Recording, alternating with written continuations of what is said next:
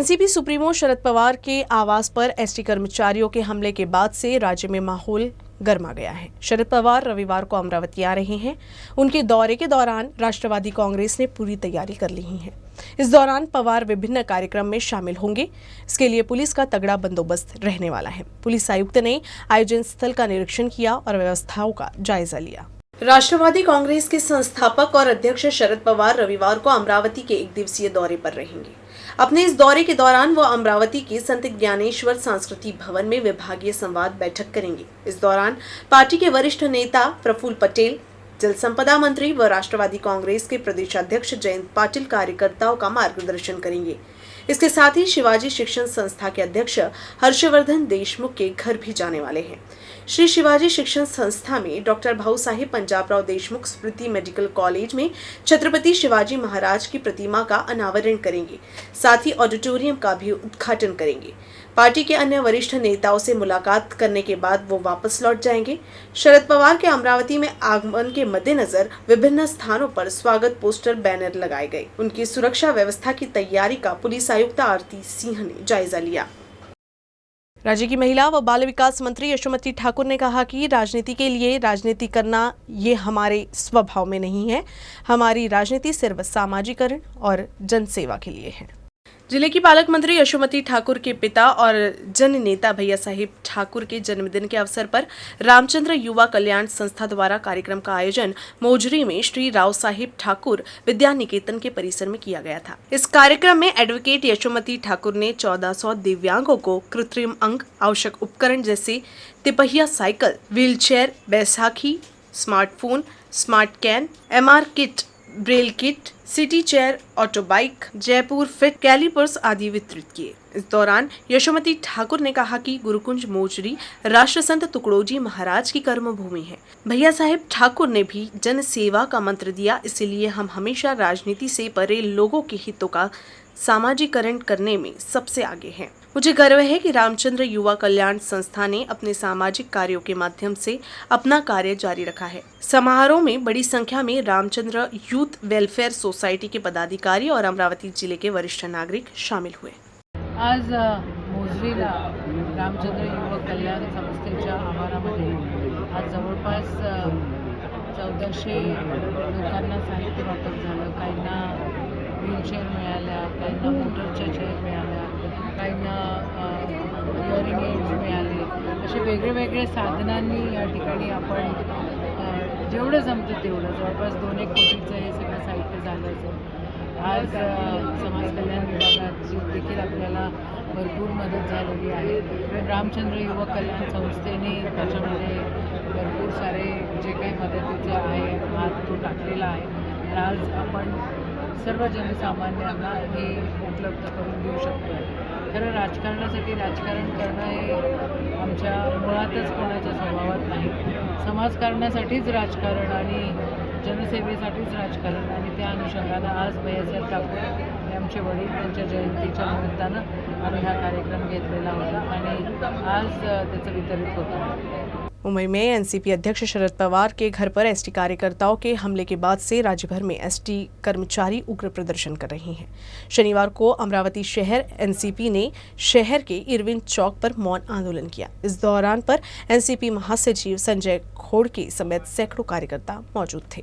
पवार साहेबांसारखा जो वरिष्ठ नेते ज्यांनी आपल्या 50 वर्षाच्या कारकिर्दीमध्ये एसटी महामंडळाचे जे काही प्रश्न होते ते त्यांनी सातत्याने सोडवले आणि त्यानंतर सुद्धा हा प्रश्न सोडवण्यासाठी त्यांनी जवळपास सरकारच्या मुख्यमंत्री असतील, परिवहन मंत्री असतील, बाकी सर्वांना सोबत घेऊन, संघटनेला सोबत घेऊन हा प्रश्न सोडवायचा प्रयत्न बरेच वेळ केला।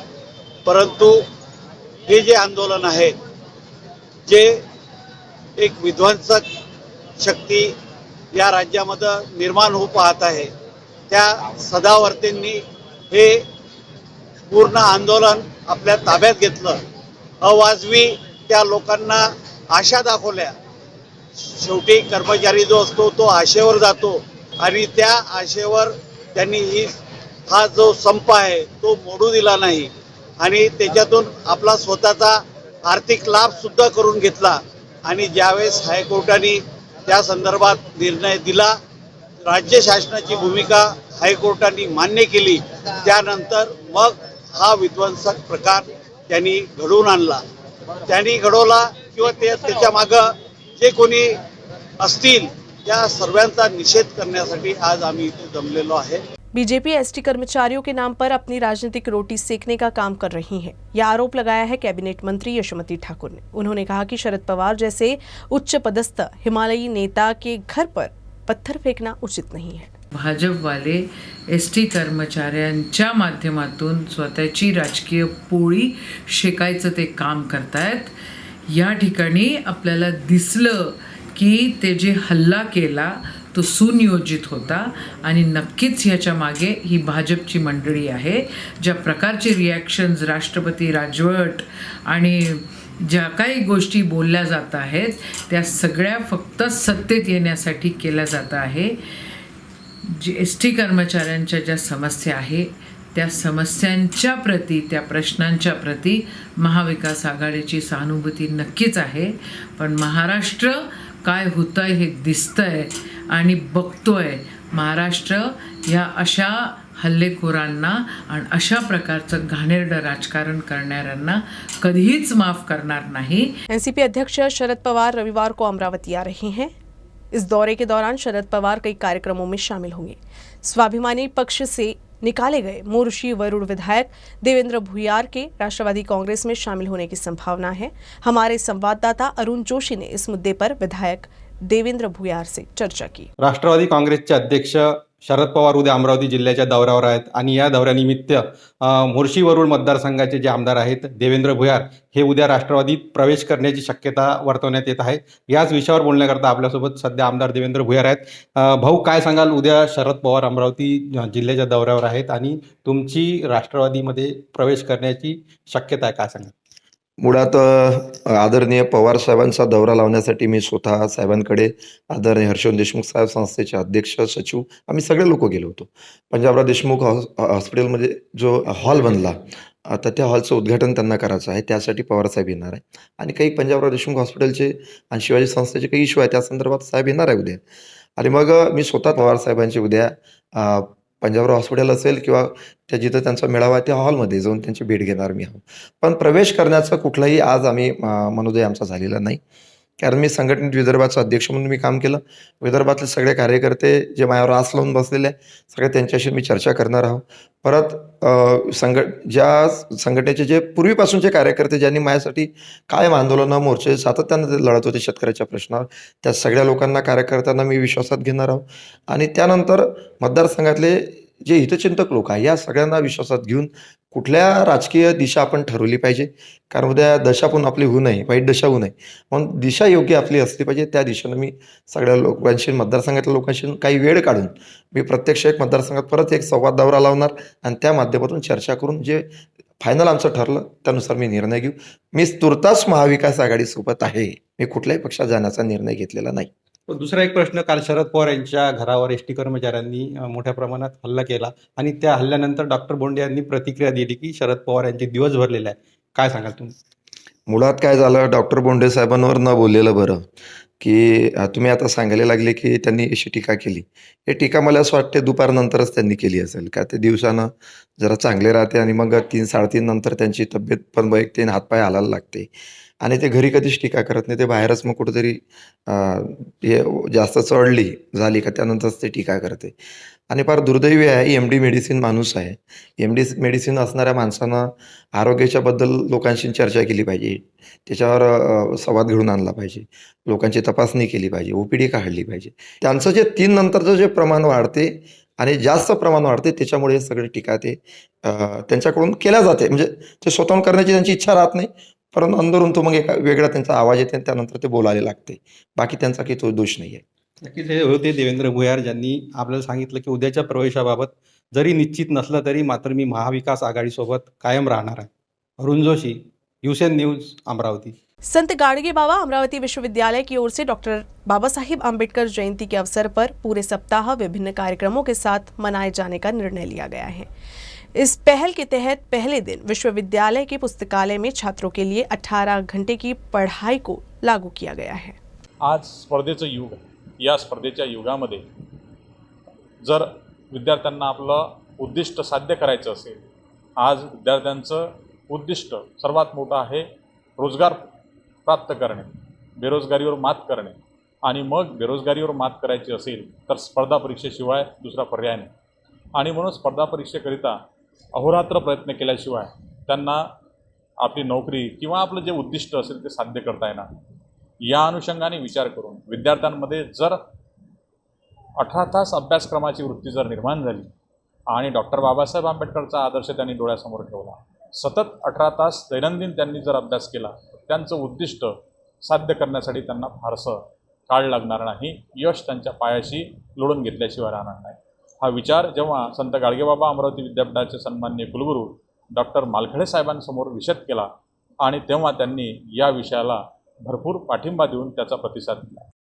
पीएचडी की छात्रा डॉक्टर भाग्यश्री गाडगे ने कहा कि डॉक्टर अंबेडकर लगातार 18 घंटे अध्ययन करना चाहते हैं और उनके उदाहरण का अनुसरण करते हुए उनके नक्शे कदम पर चलने का प्रयास करना चाहते हैं और निरंतर अध्ययन में रुचि विकसित करना चाहते हैं। ज्याप्रमाणे बाबासाहेब 18 तास अभ्यास करायचे, त्याचप्रमाणे आम्हालाही आमचे ध्येय साध्य करण्यासाठी 18 तास अभ्यास करण्याची आवश्यकता आहे। तर त्याची सवय आम्हाला लागावी यासाठी आम्ही या उपक्रमामध्ये सहभाग घेतलेला आहे आणि हा उपक्रम फक्त आजच्या पुरता सीमित न ठेवता आयुष्यामध्ये हा कंटिन्यू करण्याचं आमचे ध्येय आहे आणि बाबासाहेबांना श्रद्धांजली वाहण्याचं आमचं अशा या उपक्रमामधून आम्ही बाबासाहेबांना श्रद्धांजलि वाहत हैं। अमरावती के इरविन चौक पर खड़ी एक कार में अचानक आग लग गई। घटना शुक्रवार रात करीब 11 बजे की है। इरविन चौक के साइड में खड़ी एक कार में चिंगारी नजर आई। देखते देखते आग ने रौद्र रूप धारण कर दिया और पूरी कार आग की चपेट में आ गई। घटना की सूचना दमकल विभाग को दी। मौके पर पहुंची दमकल की टीम ने आग पर काबू पाया। हालांकि इस हादसे में कार पूरी तरह से जलकर राख हो गई। गनीमत रही कि इस घटना में किसी के हताहत होने की खबर नहीं है।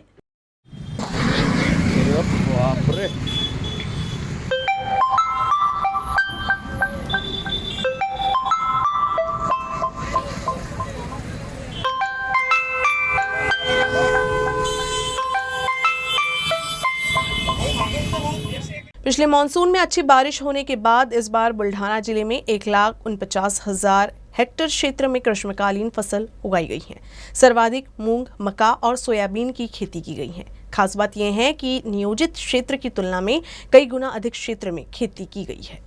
पिछले 3-4 सालों से मौसम की बेरुखी की वजह से किसानों को काफी नुकसान हुआ है, लेकिन पिछले साल मानसून के दौरान हुई अच्छी बारिश से किसानों की उम्मीद एक बार फिर से बढ़ गई है। वैसे जिले में 1,810 हेक्टेयर भूमि पर किसान रबी और खरीफ की बुआई करते हैं।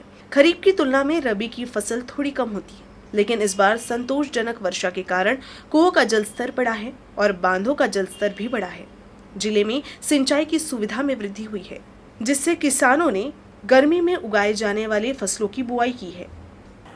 मागील 2-3 वर्षापासून पाऊसमान आपल्या जिल्ह्यामध्ये अतिशय चांगलं असल्यामुळं पाणी पातळी ही सर्वत्र वाढलेली आहे।